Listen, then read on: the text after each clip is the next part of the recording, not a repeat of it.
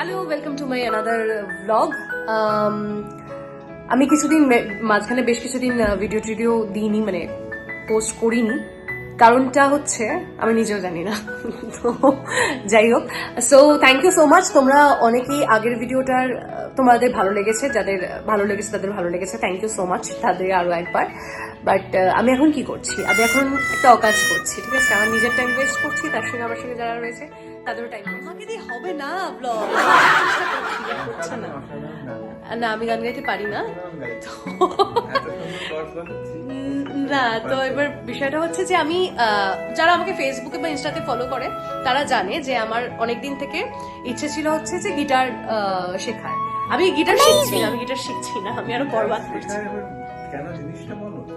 Guitar, হ্যাঁ, গিটারটা আমি শিখতে চাই এই কারণেই, কারণ আমি একটা লজিক্যাল রিজন দিয়েছি। হ্যাঁ, এবার এটা ভালো কথা আমি বলছি, কেউ ভালো লাগছে না ওদের। যাই হোক, আমি যেটা বলছি সেটা হচ্ছে যে গিটারটা আমি শিখতে চাই কারণ হচ্ছে আমি পরের জন্মে গিয়ে কোনো মেয়েকে দেখে গিটার বাজিয়ে গান গাইবো, এটা যে গুলাবি আঁখে जो तेरी দেখি, এটা আমি গাইবো। কারণ আমার জন্য এই জন্মে কেউ গায়নি গিটার বাজিয়ে এটা।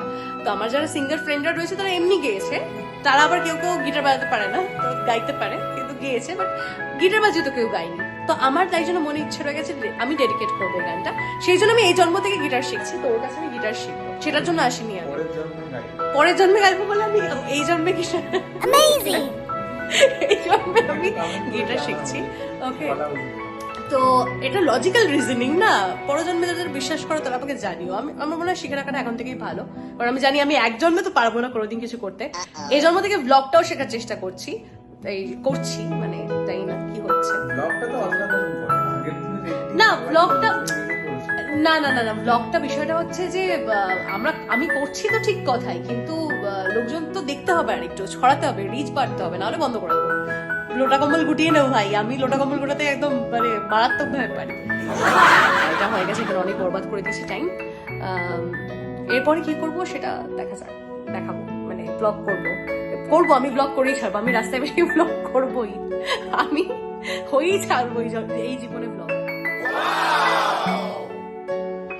অনেক বাজে সময় ওয়েস্ট করে, মানে টাইম ওয়েস্ট করে বেসিক্যালি। এখন আমরা আছি ক্যাফে ভ্যারাইটিতে। এখানে বসে আমরা এখন এখান থেকে খেলা দেখছি আর খাবার দাবার অর্ডার দেওয়া হচ্ছে। তো এসেছি একটা মানে উদ্দেশ্য ছাড়া তো আমি আসি না, উদ্দেশ্য আছে এই জায়গাটায় আসা, সেটা আমি পরে বলবো, এখন বলবো। তো ফার্স্ট আমরা অর্ডার দিয়েছি হচ্ছে মোকা ফ্রাপে। এটা নাকি খুব ভালো খেতে, হ্যাঁ সত্যিই ভালো খেতে, আমার এটা ভালো লাগছে টেস্টটা। তার সঙ্গে এই জায়গাটার অ্যাম্বিয়েন্সটাও খুব ভালো, মানে এই জায়গাটা আমি বাইরে থেকে যাতায়াতের পথে দেখেছিলাম চিজ কেক ফ্যাক্টরি বলে, মানে কিছু একটা এরকম লেভেল লেখা হবে বাইরেটায়। তো সেটার জন্য আমার অনেকদিন আসার ইচ্ছে ছিল, আজকে ডেফিনেটলি ট্রাই করার ইচ্ছে রয়েছে, দেখি পেটে কত জায়গা। কিন্তু আমি অনেক কষ্ট করে ব্লগগুলো বানাচ্ছি, মানে কতটা স্ট্রাগল, পুরো আনন্দের পান্ডের স্ট্রাগল করছি, বুঝতে পারবে না তোমরা, একদিন বুঝতে পারবে, একদিন তোমরা রিয়েলাইজ করবে। যাই হোক, আর পরে অর্ডারগুলো আসবো, তুমি একটু খেলা দেখো, অর্ডারগুলো আসো, এলে দেখাচ্ছি।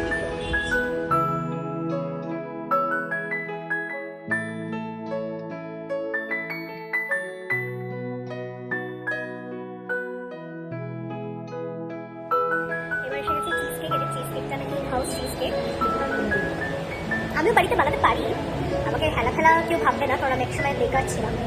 ঠিক আছে, ওটা আমি পরে বলবো, পরে দেখাবো, পরে বলবো যে আমি কতটা বেকার ছিলাম, কিন্তু এসে গেছে ওটা আমরা খাই। এটা ছিল ব্লুবেরি চিজ কেক। আমি ভালো, এই চিজ কেকটা ভালো খেয়েছি, বাট এর থেকেও বেটার খেয়েছি।